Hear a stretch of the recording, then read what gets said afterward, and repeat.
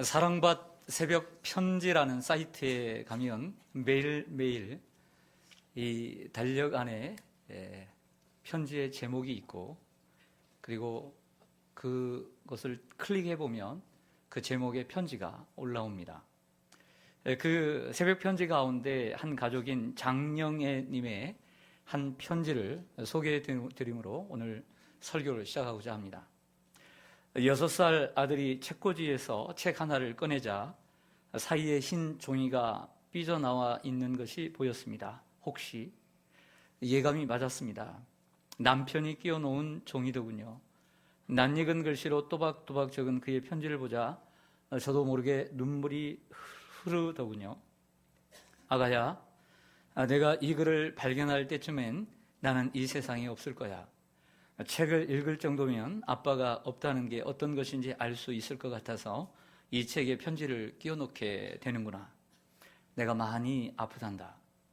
오래 살지 못한다는 선고를 의사에게서 들었을 때 가장 걱정이 되었던 건 너희들이 아빠 없이 어린 시절을 보낸다는 것이었지. 물론 내 곁에는 엄마가 있겠지만 아빠가 없다는 느낌은 굉장히 쓸쓸하고 서글프단다. 그래서 생각해봤어. 어떻게 하면 내가 아빠랑 같이 있다는 느낌을 받을 수 있을까? 내가 감명 깊게 읽었던 책이 어떤 것이었는지, 어떤 느낌을 받았는지를 알려준다면 내가 어떤 사람이었는지 약간은 알 수 있을 거야. 그건 다른 사람들이 혹 엄마나 할머니가 아빠는 이런 사람이었다고 전해주는 거랑은 완전히 다른 거야. 그런 신기한 도구지.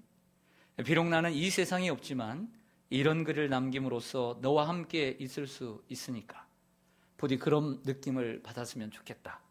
아빠가 항상 함께 있으니까 슬퍼하지 마. 화이팅. 추신의 엄마가 편지 뒷장에는 책에 대해 느낀 점들이 몇 장에 걸쳐 적혀 있었습니다. 라고 쓰여 있었습니다. 여러분, 편지의 주인공인 이 아이의 아빠는 많이 아팠고 오래 살지 못한다는 선고를 의사에게 들었던 것으로 보입니다. 어떻게 보면 이 아빠에게, 그리고 아이가 아직 어린 걸 보면 무척 젊은 나이일 텐데 그에게 찾아온 질병은 재앙이었고 절망일 수 있었습니다. 하지만 이 아빠와 아이들에겐 재앙이 아닌 평안이었고 절망이 아닌 희망이었습니다. 왜냐하면 이 아빠는 그 절망의 시간 속에서도 아이들의 미래를 위한 희망을 써 나갔기 때문입니다. 시간을 낭비하지 않고 생산적으로 사용했으며 자신이 좋아하고 잘하는 책 읽기와 그 책의 느낌들을 적어 놓음으로 아이들과 죽어서도 계속 소통하고 싶었던 것입니다. 그 누구도 대신 설명해 줄 수 없는 자신을 계속 보여주고 싶었던 것이죠. 자, 오늘 본문에도 바벨론 포로들에게, 그리고 오늘 이 시대를 살아가는 오늘 우리들에게 한 통의 편지가 배달되었습니다. 이 편지는 바벨론의 포로로 잡혀가 있는 남유다 동족들을 향한 하나님의 종 선지자 예레미야가 쓴 편지입니다. 예레미야 편지의 장이 바로 예레미야 29장입니다. 오늘 예레미야 29장 1절과 2절로 좀 가보겠습니다. 1절과 2절 보시면 선지자 예레미야가 예루살렘에서 이 같은 무엇을 씁니까? 편지를 씁니다. 느부갓네살이, 이 사람은 바벨론의 왕입니다. 느부갓네살이 예루살렘에서 바벨론으로 끌고 간 포로 중 남아있는 장로들, 제사장들, 선지자들, 모든 백성에게 보냈는데, 이 편지를 그때는 여고니아 왕과 왕후, 공중대시들, 유다와 예루살렘의 고관들, 기근공, 토공들이 예루살렘에서 떠나느라 포로로 잡혀갔다는 것입니다. 저를 보겠습니다. 이 본문 1절과 2절에는 내가 이처럼 편지를 수신자가, 즉 발신자가 누구이며 수신자는 바벨론의 포로로 잡혀간 이들이다. 포로군에 잡혀간 이들은 아직 남아있는 장로들, 그리고 제사장, 선지자들, 그리고 모든 백성들, 왕과 왕후까지 잡혀갔습니다. 얼마나 비극적입니까? 궁중의 대시들, 고관들, 기능공, 토공들이라.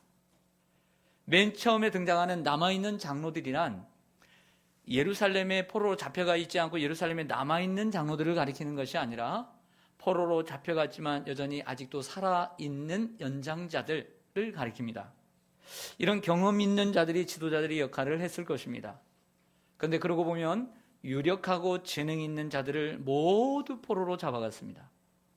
남유다의 입장에서는 깜깜한 일입니다. 이런 유력한 사람들 모두 잡아갔으니 나라의 미래는 암담하고 다시 회복할 수 없는 절망에 빠져든 것입니다. 이러한 심각한 상황 가운데 잡혀가 있는 포로들에게 예레미야는 이렇게 살라고, 이렇게 행하라고 오늘 편지하고 있는 것입니다. 몇 가지로 오늘 본문의 편지를 제가 정리해 보았습니다. 첫 번째는 받아들이라는 것입니다. 따라하겠습니다. 받아들이라. 다시 한번요. 수용하라. 5절 말씀부터가 본격적인 편지의 내용입니다. 5절을 보면 너희는 집을 짓고 거기에 살며 텃밭을 만들고 그 열매를 먹으라 했습니다. 옛날 우리가 흔히 하는 말 가운데 이런 말이 있습니다. 피할 수 없으면 즐기라고 했습니다. 피할 수 없는데 계속해서 내가 왜 여기 있어야 되는가, 이런 불평하지 말라는 것입니다. 즐길 줄 알아야 된다는 것이죠. 피할 수 없는 현실이라고 한다면 불평하지 말고 그 현실을 수용하라, 받아들이라는 것입니다. 집을 짓고 텃밭을 만들어 살라라고 하는 것은 생활의 대책을 마련하라는 것입니다. 여기서 우리 캠핑 온 것 아니니까, 수련회 온 것 아니니까 여기서 먹고 살 준비 하자는 것이죠. 곧 1, 2년 안에 해방될 거라는 생각 버리라는 것입니다. 70년을 살 생각을 하라고 예레미야는 예언합니다. 또한 6절에 보면 아내를 맞이하고 그래서 자녀를 낳고 그 딸은 사위를 얻고 그리고 그 아들에게는 며느리를 얻어서 또 손주를 보게 해서 그 땅에서 번성하게 하라고 말씀합니다. 편지합니다. 이는 그냥 그곳에서 오래 살 준비를 하라는 것이죠. 그런데 여기서 우리가 오해하지 말아야 될 것은 북이스라엘이 아수르의 멸망을 당해서 아수르 이방 족속들과 혼인을 해서 잘못된 것처럼, 그러면 여기서 거기서 아내를 취하고 결혼을 하고 또 그 자녀들은 또 결혼을 해서 아이를 낳아 번성하라는 것은 바벨론의 이방 족속들과 결혼하는 말씀이 절대 아닙니다. 하나님은 이방인들과 결혼하는 것을 금하고 있을 뿐만 아니라 우상을 섬기지 말라고 말씀하고 있는 것이죠. 그러므로 여기서 번성하라는 것은 같은 동족끼리 결혼해서 자녀를 낳고 오래 안정된 생활을 할 수 있도록 하라는 말씀이 되는 것이죠. 예레미야 28장 한 장 전으로 가면 28장 1절에 3절에 보면 여러분들이 예레미야를 볼 때에 예레미야와 같은 하나님의 큰 선지자와 함께 아주 쌍벽을 이루면서 이 예레미야의 뺨까지 치면서 당당하게 나섰던 거짓 선지자가 나옵니다. 그 이름 기억해야 합니다. 하나냐라고 하는 거짓 선지자가 있습니다. 이 거짓 선지자가 하나님의 전에서, 솔로몬 성전에서 제사장들과 이스라엘 백성들을 모아놓고 남유다 백성들을 모아놓고 뭐라고 했냐면 잡혀간 바벨론 우리의 동포들은 2년 안에 돌아올 것이라고 3절에 말씀을 해요. 28장 3절에 2년 안에. 듣기에는 참 좋죠. 듣기에는 얼마나 좋습니까? 그렇지만 거짓말이었습니다. 자기 생각대로 그냥 한 얘기예요. 하나님의 말씀이 아니죠. 거짓 선지자는 하나님이 말씀하지 않았음에도 불구하고 자기 생각대로 하나님의 이름으로 말하는 자들입니다. 그래서 오늘 29장 8절과 9절에도 보면 이 편지에도 그런 내용이 있습니다. 거짓 선지자들은 마치 점치는 점쟁이들과 같고 꿈도 꾸지 않았는데 꿈꾼 것처럼 거짓말을 해서 하나님께서 꿈으로 나에게 말씀하셨다라고 외치는 자들이니 그들의 말을 고지 듣지 말고 믿지도 말라라고 오늘 8절과 9절에 편지하는 것을 또한 볼 수가 있습니다. 사랑하는 성도 여러분, 우리가 살아가면서, 여러분들이 살아가면서 원치 않는 자리에, 원치 않는 환경을 맞이할 수가 있습니다.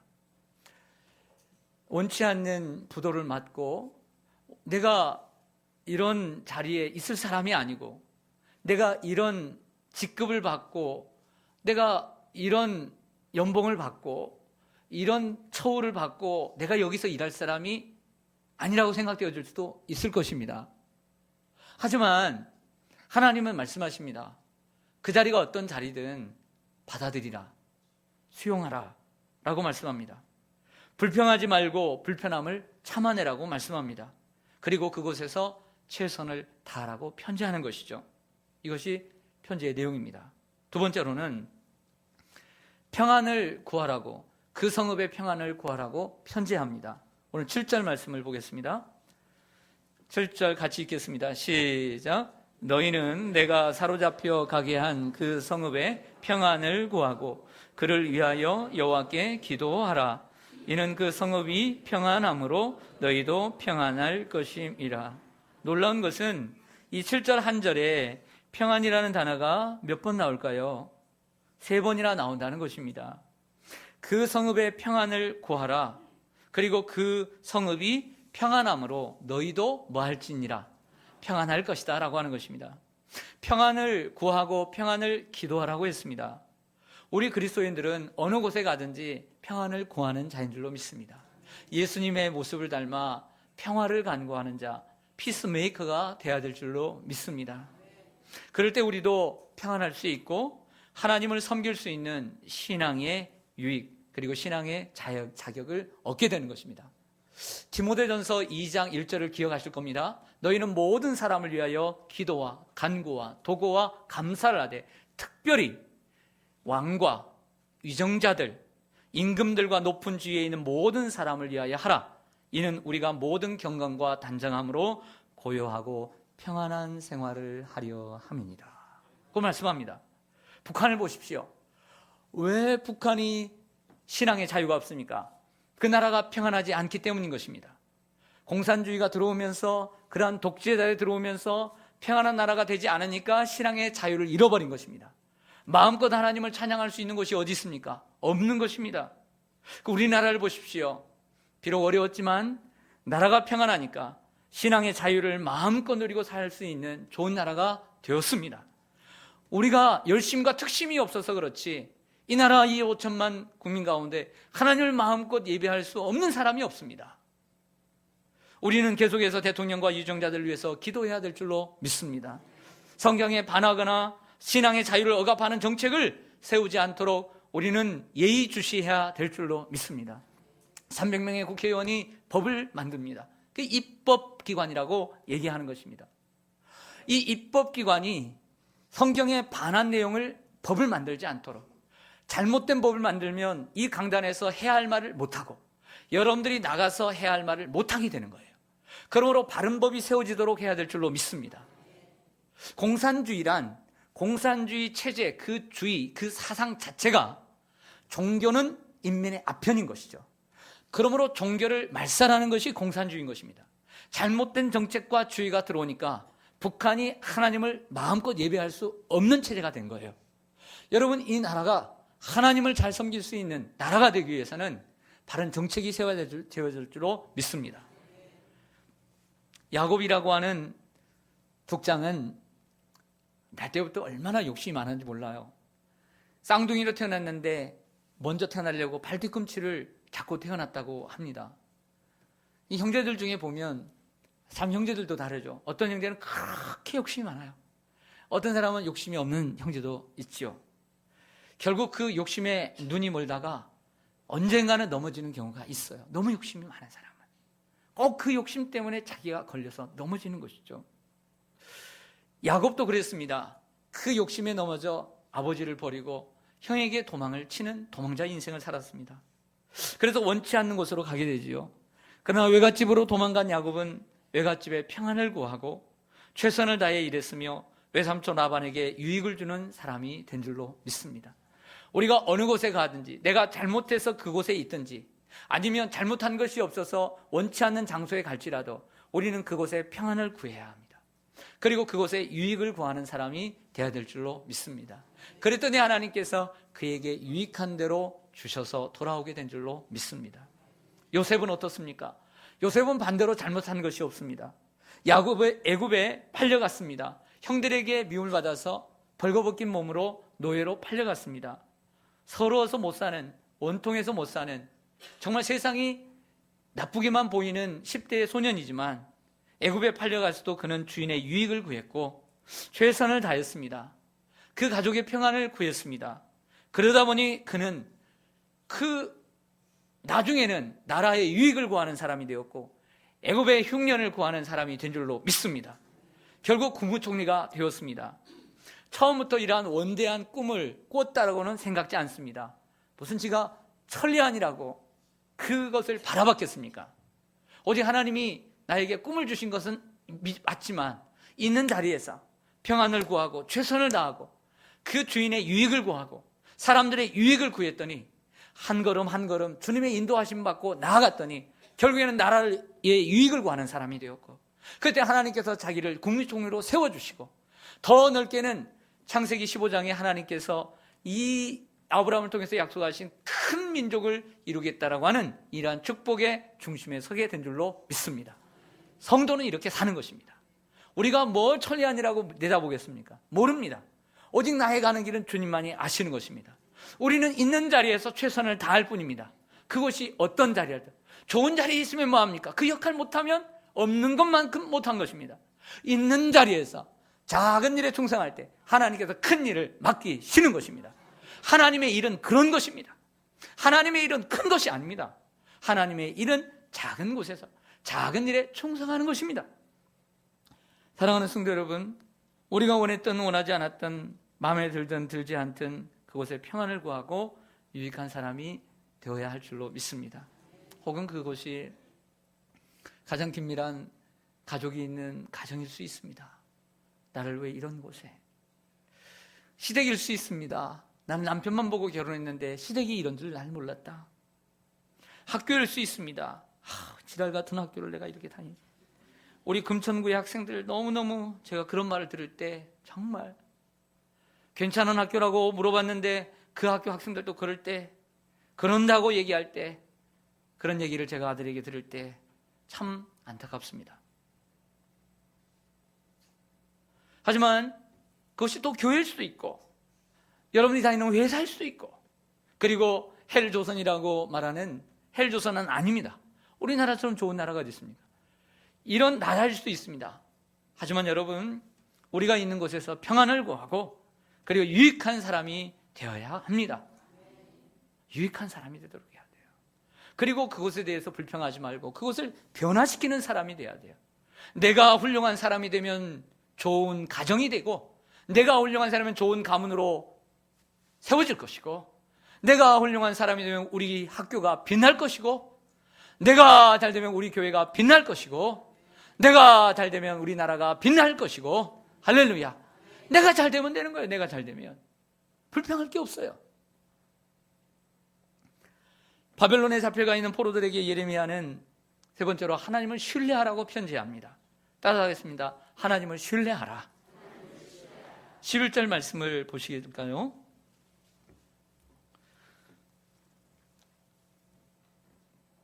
같이 읽겠습니다. 여호와의 말씀이니라. 재앙이 아니니라. 너희에게 미래와 희망을 주는 것이니라. 아멘. 하나님은 여러분들을 사랑하시고 여러분들을 향한 놀라운 계획을 가지고 계신 줄로 믿습니다. 하지만 이런 말은 좋을 때나 설득력이 있습니다.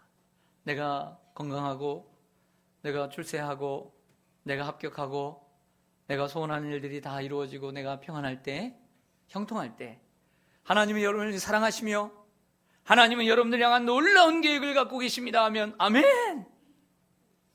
아멘이 저절로 나오죠. 하지만 사람이 힘들 때 이런 생각하지 못합니다. 그리고 그런 말을 받아들이고 싶지 않습니다. 중환병이 들었는데 어떻게 받아들입니까? 사업에 실패했는데, 시험에 떨어졌는데, 그것도 재수 3수 되는 일이 없는데, 그래서 이 이름까지 바꿨는데, 하나님이 나를 사랑하고 나를 향한 놀라운 계획을 가지고 계시다는 거야? 믿어지지 않습니다. 부인하고 싶습니다. 그러나 여러분, 주님의 말씀을 기억하십시다. 오늘 피었다 지는 들풀도 하나님이 돌보십니다. 내일 나궁이에 던지우는 들풀도 하나님이 돌보십니다. 하물며 하나님, 그 예수 그리스도의 피값으로 사신 주의 성도들을 돌보지 않겠습니까? 저 하늘에 나는 새도 하나님이 먹이십니다. 하물며 하나님의 자녀들을 굶기시겠습니까? 무엇을 먹을까, 무엇을 마실까, 무엇을 입을까 염려하지 말라. 이는 이방인들이 다 하는 것이라. 너희는 오직 먼저 그의 나라와 그의 의를 구하라. 내일 일을 염려하지 말라. 내일 일은 내일 염려할 것이요 한 날 괴로운 그날에 족하니라. 내일 일은 염려하지 말라고 말씀합니다. 먼저 그의 나라와 그의 의를 구할 때 하나님이 이 모든 것을 너에게 더하시라고 말씀하고 있습니다. 염려하지 마시기를 바랍니다. 지난주 수요일 7월 5일에 며칠밖에 지나지 않았죠. 오늘이 7월 9일이니까 그 SK 와이번스의 인천에 그 소재를 두고 있죠. 그 문학 경기장에서 야구하는 SK 와이번스 야구팀 감독이었던 이만수 전 감독이 그 라오스라고 하는 나라의 야구협회를 창단하는데 창단 부회장이 되었습니다. 그래서 연설을 하더라고요. 이 감독을 그만두면서 재능 기부를 시작했고 야구에 불모지인 라오스의 야구 보급을 위해 자기네 모든 자신의 전 재산을 털어놓았습니다.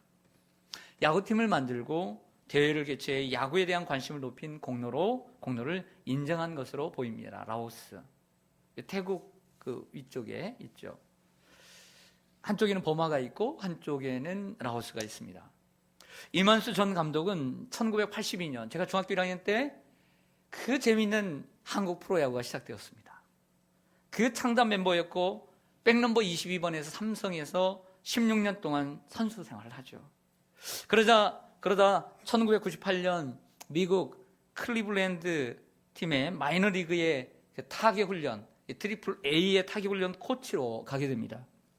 20년 전인데 175cm의 홈런왕이었지만 조그만하고 동양 사람이고 얼굴은 까마잡잡하고 영어도 안 되고 통역도 대동하지 않고 나갔다고 합니다. 그런데 다들 무시하더래요. 그러니까 홈런왕이니까 이게 조그만한 게 그 사람들이 190 정도가 이 보통 키거든요. 그래서 무시하고 야 너희들의 그 야구장은 애들 야구장이냐? 뭐 이런 식으로 무시하고 그러더래요. 그래서 이게 이제 마이너리그 이제 경기들을 하는데 어느 날 이제 그런 게 쌓여가다가 이제 주심이 심판을 보는데 자기 팀 선수들에게 불리하도록 심판을 보는 거예요. 그러니까 누구도 나오지 않는데 원래 그 이만수라고 하는 감독이 성격이 좀 있거든요.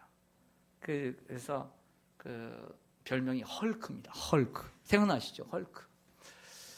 그래서 말은 못하지만 막 배를 내밀면서 대들었대요. 왜 그럴 수가 있느냐고. 그러니까 영어가 안 되잖아요. 막 대드니까 이렇게 하더래요. 이건 알아듣겠더래요. 퇴장. 이건 알아듣겠더래요. 그래도 안 되겠대. 너무 화가 나가지고 막 한국말로 그냥 욕을 했대요. 십장생 뭐 이렇게 이 개 살고 막 이렇게 욕을 계속 했대. 못 알아들으니까 이제 할 말이 없으니까 계속 했대요. 계속. 그런데 그렇게 하는데도 자기 동료 코치 누구 하나 선수들 하나 도와주질 않더래. 왔어. 그 미국 선수들 그렇잖아요. 막 모여가지고 그렇게 하잖아요. 그 서러움에 붙받쳐서 이제 라커룸에 와서 이제 샤워를 하는데 온 게 후회가 되더래요. 미국에 온 게. 그냥 괜히 왔나.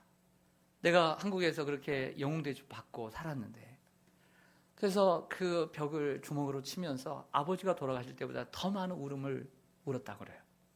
그래서 짐을 보따리를 쌀 생각을 하고 내가 떠나야 되겠다. 보따리를 싸고 나오는데 하나님의 말씀을 하나님이 주시대. 출애굽기 14장 14절. 앞에는 홍해요 뒤에는 애굽의 군대가 있을 때 하나님께서 모세에게 주신 주님의 말씀. 여호와께서 너희를 위하여 싸우시리니 너희는 가만히 있을지니라. 가만히 있으래요. 그 말씀이 들어갔어요. 떠나지 말고. 그래서 순종을 했대요. 그래서 기나긴 밤을 보냈다고 합니다. 그 기나긴 밤을 보내고 그 다음날 훈련장으로 나갔는데 메이저리그, 클리블랜드의 메이저리그 그 1군 감독이 왔더래요. 미국은요, 이 메이저리그하고 마이너리그는 천지 차이입니다. 얘들은 버스 타고 다니면 얘들은 비행기 타고 다녀요. 차원이 달라요, 대우가. 연봉도 다르고요. 그래서 왜 왔는가 그랬더니 미스터 리를 부르더래요. 나 여기 있다고. 그랬더니 네가 미스터 리냐고. 그렇게 조그만하고. 그래서 홈런왕이다. 그래서 왜 왔느냐 그랬더니 어젯밤에 이 클리블랜드 그 팀의 그 많은 그 사랑하는 뭐라 그러죠? 생각이 안 나네. 생각이 안 나요. 그거 뭐죠? 도움이 안 돼요. 팬. 예. 팬들이 글을 올린 거예요. 팬들이 글을 올려요. 역시 예. 팬들이 글을 올렸는데 수백 개의 글을 올린 거예요. 이유는 뭐냐면 그 경기를 보고 사실 이 미국의 마이너리그 감독들은 그냥 가만히 있어서 오케이 가 이렇게밖에 안 한대요. 그런데 이 미스터 리가 막 자기 선수들을 위해서 팀을 위해서 막 대드는 모습을 보고 감동을 받은 거예요. 이거 뭔 말인지 모르죠. 그래서 이런 코치가 있다. 코치들 반성해라. 그래서 어떤 코치인가 보러 온 거래요. 그래서 이력을 보니까 홈런왕이었다. 너 정말 홈런 잘 치냐? 나 잘 친다. 그럼 3일 후에 한번 테스트 한번 해보자. 3일 후에 6개월 동안 야구를 안 했는데 테스트 하자고요. 그 하나님 앞에 기도하고 연습을 했대요. 하나님. 그래서 3일을 딱 됐는데 감독이 오더래. 원래는 이 좋은 경기장이기 때문에 이렇게 담벼락만 이 정도 있고요. 그 다음에 벌판이에요. 원래 이렇게 좀 담벼락이 있어야 가깝게 보인답니다. 100m가. 허벌판이 멀리 보이는데. 그래서 딱 코치가 이제 딱 던져주는데 야구를 첫 공을 딱 던졌는데 노바운드로 그 벽을 딱 맞추더래요. 와, 그 자신감이 딱 붙더래요. 그래서 10개 중에 몇 개 쳤을까요? 6개 홈런 쳤대요. 와, 놀라지도 않네요. 예. 이 여름에 올스타전 하면서 미국이나 한국 같은 경우는 이렇게 홈런 경쟁하잖아요. 그런데 그리고 난 다음에 그 다음날 또 왔더래요. 메이저리그 6명을 데리고 왔더래요. 현직 선수들을 구경하러. 정말 얼마나 실력이 좋은가. 다시 10개를 던졌대요. 몇 개 쳤을까요? 7개 쳤대요. 7개. 7개. 그러면서 이렇게 얘기하더래요. 미스터 리, 이제 모든 것 타격에 대해서는 다 네가 책임져라. 그리고 사람들이 얘기했대요. 타격에 있어서는 무조건 다 순종해라.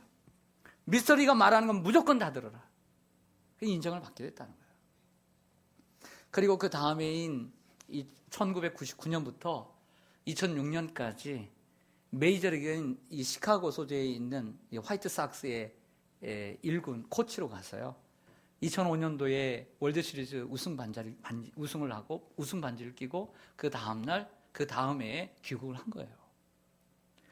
이만수 전 감독 이 간증을 제가 들으면서 이런 얘기를 하더라고요. 하나님은 욥처럼 나의 가는 길을 아시고 단련하신다. 그러므로 하나님의 계획을 믿고 신뢰하라. 나의 나 된 것은 하나님의 은혜로 된 것임을 믿고 항상 겸손하라.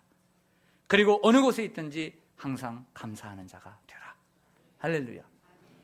여러분, 때로는 그 자리를 박차고 나오고 싶을 때도 있습니다. 울면서 그 자리에 내가 왜 여기에 있어야 되나 생각하며 뛰쳐나오고 싶은 생각도 있을 것입니다.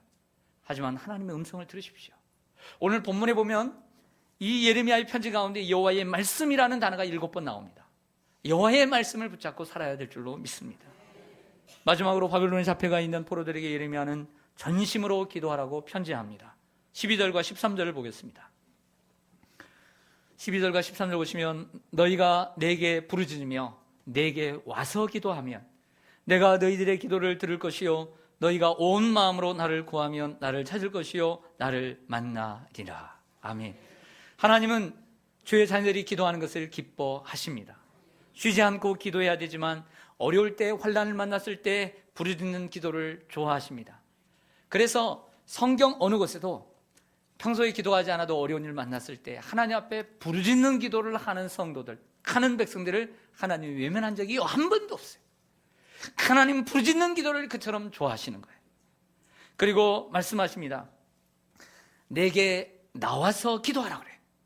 하나님 앞에 집에서도 기도할 수 있고 사무실에도 기도할 수 있지만 기도의 집인 교회에 나와서 기도해야 하나님 기뻐하시는 거예요. 온 마음으로 구하라고 했습니다. 온 마음이란 온전한 믿음으로 조금도 의심하지 말고 구한 것은 믿고 믿음으로 구하라고 말씀합니다. 사랑하는 성도 여러분, 같은 예레미야는 예레미야 33장 3절의 유명한 말씀을 우리에게 선물로 주었습니다. 너는 내게 부르짖으라. 내가 내게 응답하겠고 내가 알지 못하는 크고 은밀한 일을 내게 보이리라. 말씀을 정리하겠습니다. 하나님의 백성으로서 이 땅에 살고 있는 우리는 마치 바벨론에 유배되었던 유대인들과 흡사합니다. 왜냐하면 우리는 저 천국이라는 본향을 떠나 멀리 떨어져 있는, 그리고 우리의 삶의 방식을 인정하지 않는 사람들 속에 살아가고 있기 때문입니다.